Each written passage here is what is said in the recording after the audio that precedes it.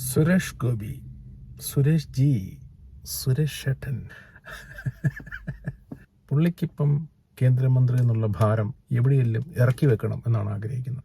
പുള്ളി കലിംഗ സംവാദമൊക്കെ നടത്തിയത് പിന്നെ എന്തിനാണോ? പുള്ളിക്ക് വോട്ട് ചെയ്തവരൊക്കെ പുള്ളി ആണും പെണ്ണും കെട്ടവരായിട്ടൊക്കെ കാണുന്നത് പുള്ളി കഴിഞ്ഞ ദിവസം പറഞ്ഞാണ്. പാലക്കാട് മൊത്തം ജില്ല തന്നെ കേരളത്തിന്റെ അന്നപാത്രമാണ്. ഇനി കഞ്ഞിപ്പാത്രം എന്ന് പറഞ്ഞത് ഇഷ്ടപ്പെടാത്ത ചില നപുംസകങ്ങൾക്ക് പറഞ്ഞത് ഇഷ്ടപ്പെടാതെ വരുമെന്ന് എനിക്ക് അറിയത്തില്ല. പാവപ്പെട്ടവന്റെ മുമ്പിൽ കഞ്ഞിപ്പാത്രമേ ഉള്ളൂ കേരളമേ, മനസ്സിലാക്കിക്കോളൂ. സമ്പന്നവർഗം കൂടി മനസ്സിലാക്കിക്കോളൂ. പിന്നെ പറയുന്നത് പൂച്ചാണ്ടിത്തരമായിട്ട് ഇങ്ങോട്ട് കഷ്ടമുണ്ട് കേട്ടോ. ഇയാൾക്ക് എന്തോ കാര്യമായിട്ട് കുഴപ്പമുണ്ട്. നല്ലൊരു മനുഷ്യനാണ്, നല്ലൊരു നടനാണ്. പക്ഷേ ഈ രാഷ്ട്രീയത്തിൽ കയറിയ പിന്നെ പുള്ളിക്ക് എന്തൊക്കെയോ ഇത് കേൾക്കുമ്പം ആരാധകർ, അണികൾ, ഭക്തർ, നമ്മുടെ സംഘികളെ എന്നെ തെറി പറയാൻ പോലും ആ തെറി ഇങ്ങോട്ട് എഴുതി കിട്ടോ, ഇത് ഈ സൈഡിലോട്ട് കൊടുത്തു. പാരഗ്രാഫ് ആണെങ്കിലും കുഴപ്പമില്ല, ഷോർട്ട് ആണെങ്കിലും കുഴപ്പമില്ല, ഒരു കേട്ടോ. ഒരു സമാധാനം കിട്ടില്ല ഞങ്ങൾക്ക്. ഞങ്ങളുടെ സുരേഷ് ചേട്ടനെ പറഞ്ഞവനെ ഞങ്ങൾ പ്രതിരോധിച്ചു, അവൻ്റെ അമ്മയ്ക്ക് പറഞ്ഞു ഞങ്ങൾ. നിങ്ങൾക്കൊരു സമാധാനം കിട്ടുമല്ലോ, ചെയ്തോളൂ. പക്ഷേ ആളാകാൻ നോക്കല്ല്. നിങ്ങളൊക്കെയല്ലേ വോട്ട് ചെയ്ത്. തൃശ്ശൂർ മേരാ തൃശ്ശൂർ, മേരാ ദേശവാസിയും, മേ പ്യാര ദേശവാസിയും. പുള്ളിക്ക് ഇപ്പം അടുത്ത ദേശവാസിയും എന്ത് ചെയ്യാൻ വേണ്ടിയാണ്? പുള്ളിക്ക് സിനിമയിലോട്ട് പോകണം തിരിച്ച്. പുള്ളിക്ക് പൈസ വേണം, കുറവാണ്. ഞാൻ പറഞ്ഞല്ല, അങ്ങനെ തന്നെ പറഞ്ഞു. ഞാൻ ഒരിക്കലും പ്രാർത്ഥിച്ചിട്ടില്ല. ഞാൻ ഇലക്ഷന്റെ തലേ ദിവസം ഇതേ പത്രക്കാരുടെ മുമ്പിലിരുന്ന് സംസാരിച്ചപ്പോൾ ഞാൻ പറഞ്ഞു, എനിക്ക് മന്ത്രിയൊന്നും ആവണ്ട, എനിക്ക് എൻ്റെ സിനിമ തുടരണം. ഒരു മന്ത്രിയായാലും അതൊക്കെ വലിയ ബുദ്ധിമുട്ടാണ്. എനിക്ക് സിനിമാഭിനയം തുടരണം, ഒരുപാട് സമ്പാദിക്കണം, എൻ്റെ കുഞ്ഞുങ്ങൾ ഇവിടെ എത്തിയിട്ടില്ല. ഒപ്പം എൻ്റെ ആ വരുമാനത്തിൽ വിശ്വസിക്കുന്ന കുറച്ച് ആൾക്കാരുണ്ട്.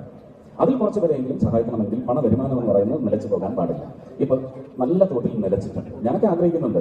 സത്യം പറഞ്ഞാൽ ഞാൻ ഈ പാർട്ടിയിലെ ഏറ്റവും ഇളയ അംഗമാണ്. ഞാൻ 2016 ഒക്ടോബർ 28-നാണെന്നാണ് എൻ്റെ ഓർമ്മ മെമ്പർഷിപ്പ് എടുത്തത്. അത് 6 മാസ കാലാവധിക്കുള്ളിൽ മെമ്പർഷിപ്പ് എടുക്കണം എന്ന് അറിയിച്ചതിനെ തുടർന്ന് വേഗം പോയി എടുത്തതാണ്. എൻ്റെ മനസ്സിൽ അതില്ലായിരുന്നു.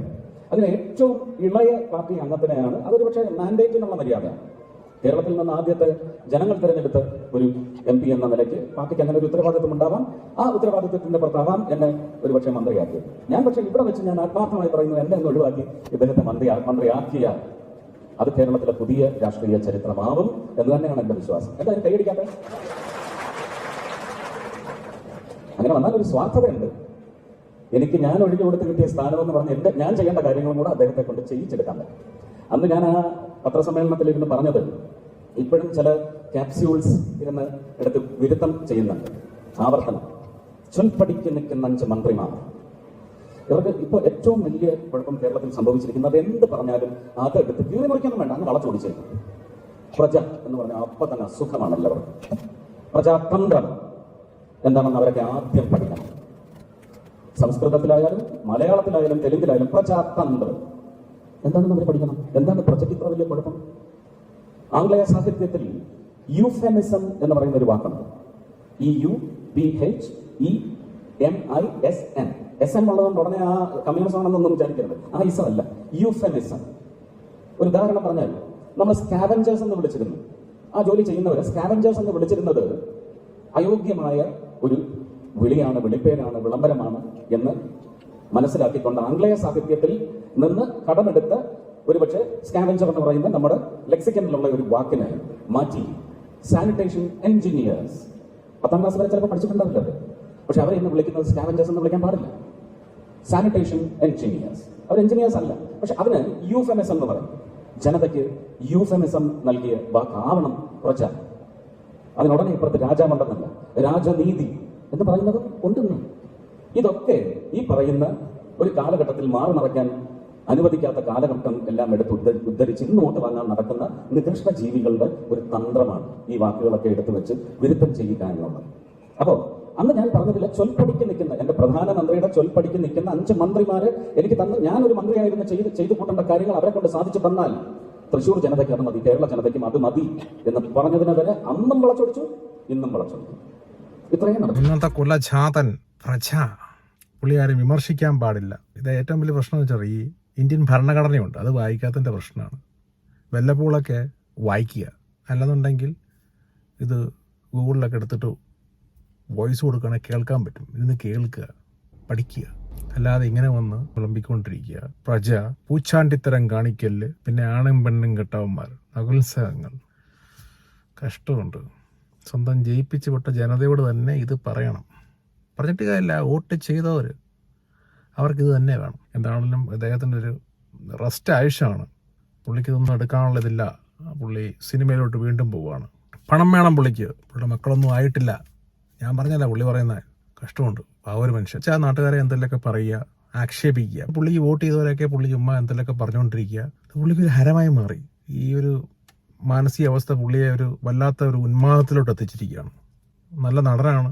ചിലർക്ക് ഈ രാഷ്ട്രീയം ഉൾക്കൊള്ളാൻ പറ്റത്തില്ല പുള്ളിയുടെ. അപ്പം പുള്ളിക്ക് ഈ പ്രഷറായിരിക്കും ഒക്കെ എല്ലായിടത്തു നിന്നും, രാഷ്ട്രീയത്തിൽ നിന്നും വരുന്ന സമ്മർദ്ദം, തൻ്റെ കൂടെയുള്ള സഹപ്രവർത്തകരുടെ സമ്മർദ്ദം. പുള്ളി പറയുന്ന ഇന്ന ആൾക്ക് കൊടുക്കണം, അദ്ദേഹത്തിന് കൈമാറണം, അദ്ദേഹം പുള്ളിയെക്കാളും നല്ലതായിട്ട് ചിലപ്പം പുള്ളി എൻ്റെ ഒക്കെ ചെയ്യുമെന്നൊക്കെയാണ് അദ്ദേഹം പറയുന്നത്. ബഹുമാനായ അമിത്ഷാ ഇതൊക്കെ കേൾക്കുന്നുണ്ടോ? സുരേഷ് ഗോപിക്ക് പണം സമ്പാദിക്കാനുണ്ട്, തൻ്റെ മക്കളൊന്നും ആയിട്ടില്ല, നിങ്ങളൊന്ന് മനസ്സിലാക്കണം, അദ്ദേഹത്തെ മന്ത്രിസ്ഥാനത്ത് നിന്ന് മാറ്റി അദ്ദേഹം പറയുന്ന വ്യക്തിയെ മന്ത്രിയാക്കി കൊടുക്കണം, കേരളത്തിലുള്ള ജനതയെ ആഗ്രഹിക്കുന്നു. ഒരിടയ്ക്ക് ആറാട്ടണ്ണനും അലൻ ജോസ് പെരേരയൊക്കെ ആടിക്കൊണ്ടിരുന്ന കാലഘട്ടമായിരുന്നു ഈ സോഷ്യൽ മീഡിയ. ഫേസ്ബുക്കൊക്കെ തുറന്ന അലൻ ജോസ് പെരേരയും പിന്നെ ആറാട്ടണ്ണനും അവരുടെ ഡയറക്ടറും അവരൊക്കെ ആയിരുന്നു ഫുൾ ടൈം. ഇന്നിപ്പം സുരേഷ് ഗോപിയാണ് തുറന്നു കഴിഞ്ഞാൽ ഫേസ്ബുക്കിലൊക്കെ. ഇപ്പം സുരേഷ് ഗോപിയുടെ വീഡിയോകളാണ് എല്ലാവരും കമന്റ് അടിക്കുന്നതും അവർ എൻജോയ് ചെയ്യുന്നതും. അത് ഭയങ്കര തന്നെയാണ്.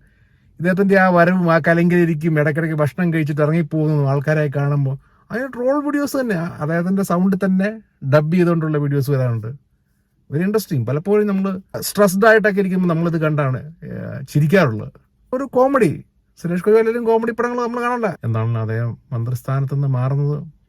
അദ്ദേഹത്തിൻ്റെ ഇപ്പോഴത്തെ ഒരവസ്ഥയ്ക്ക് ഒരു പക്ഷേ നല്ലതായിരിക്കും. അദ്ദേഹത്തിന് ഇപ്പോൾ റെസ്റ്റാണ് വേണ്ടത്. അദ്ദേഹം പിന്നെ ഒരുപാട് പണം സമ്പാദിക്കാനുണ്ട് അദ്ദേഹത്തിന്, മക്കളൊന്നും ആയിട്ടില്ലെന്ന് അദ്ദേഹം പറയുന്നുണ്ടല്ലോ.